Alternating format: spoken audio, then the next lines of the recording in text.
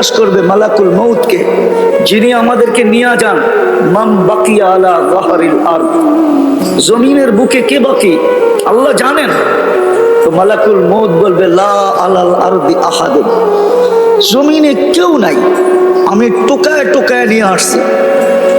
আল্লাহ জিজ্ঞাসা করবে আইনাল্লাযীনা কানু ইয়াঈশুনা ফি বুরুজিন মুশাইয়্যিদা, ওরা কোথায় যারা চাল চলনে, ঘর বাড়িতে, পদ পদবিতে যারা এই প্রমাণ করত যে তারা মরবে না। আমাদের সমাজে কিছু লোক আছে যারা মউতকে স্বপ্নও ভাবে না। না নাই? যারা এই কথা বলে আমার কাছে মরার সময়ও নাই, এত ব্যস্ত। সমাজের চিত্র দেখলেই তো মনে হয় যে মরবে বইলা ভাবে না। আচ্ছা, এটা বাদ দিলাম, আমাদের সমাজে কিছু বাড়িঘর এরকম আছে, বাহির থেকে দেখলে মনে হয় এখানে বাতাসও বুঝি চেকিং ছাড়া ঢোকে না। বাতাসও চেকিং ছাড়া। আল্লাহ জিজ্ঞেস করবে ওরা কোথায় যারা উঁচা উঁচা প্রাচীরের ভিতরে বাস, মৃত্যুকে কোনোদিন স্বপ্নেও ভাবতো না। তো মালাকুল মউত বলবে ওদেরকেও নিয়ে আসছি, আমার জন্য তো কোনো বাধা নাই। শুধু বাকি কারা? আহলুস সামাওয়াত, আল্লাহ জমিনে কেউ নাই, আকাশওয়ালারা বাকি।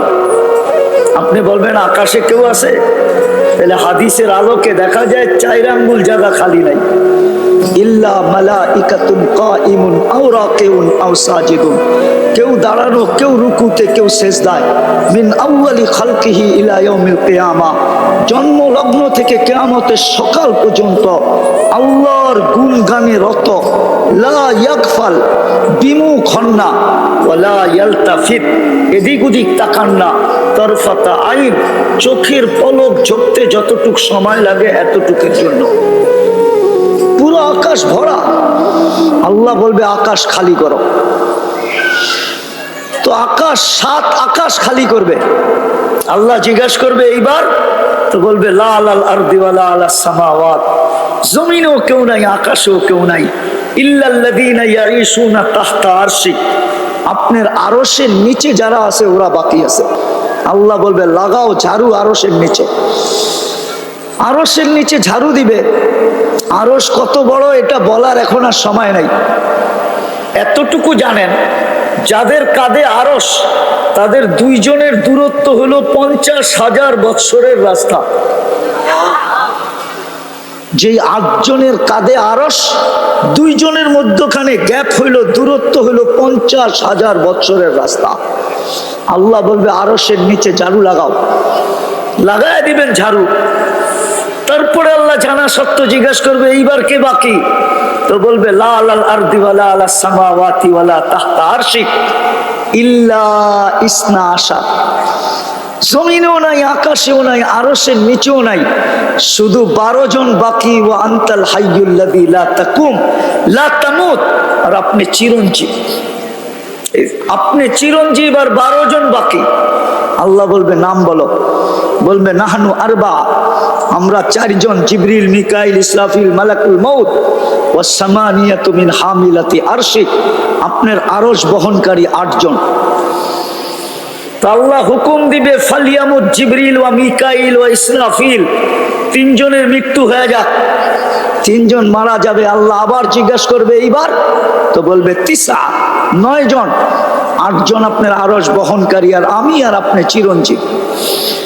আল্লাহ বলবে 8 জন আরশ বহনকারীর মৃত্যু হোক। আর আল্লাহ এটা প্রমাণ দিবে লিআন্নী কাতাবতুল মাউতা আলা মান তাহতা আরশি, আমার আরশের নিচে যে আছে তাকে মরতে হবে। আল্লাযী হাইলা ইয়ামুত, যিনি চিরঞ্জীব, ফাহুয়া ফাওকা আরশি, আল্লাহ নিজের কথা ব্যক্ত করবে, যিনি আরশের উপরে বিরাজমান, উনি চিরঞ্জীব। 8 জন মারা যাবে। আল্লাহ জিজ্ঞাসা করবে এইবার, মালাকুল মউত বলবে আনা ওয়া আনতাল হাইয়ুল্লাযী লা তামুত, আমি আর আপনি চিরঞ্জীব। আল্লাহ বলবে ফাতামুত আনতা, এবার তোমার পালা, তুমি মরো।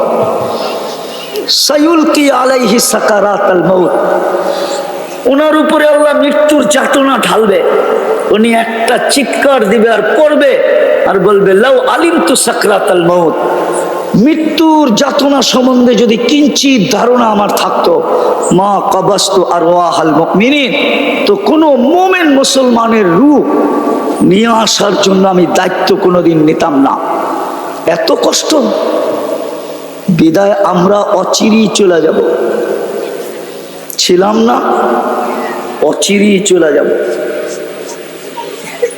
আরে আমার কথা বোঝেন, অচিরেই চলে যাব। কিন্তু আসলাম আর গেলাম বললে হবে না, যে আসলাম আর চলে গেলাম না। মধ্যখানে আপনাকে অস্তিত্ব দিল কে? কে দিল? আরে জোরে বলেন। আল্লাহ বললে গুনাহ হবে না, 40 নেকি মিলবে, 40 নেকি। কত? কত? আল্লাহ বলার 40 নেকি অন্য 40 নেকির মতো না। সংখ্যায় এক, কিন্তু গাঠিতে এক না। উদাহরণ দিলে বুঝবেন। 1 মণ তুলা 1 মণ লোহা ওজনে সমান? সমান।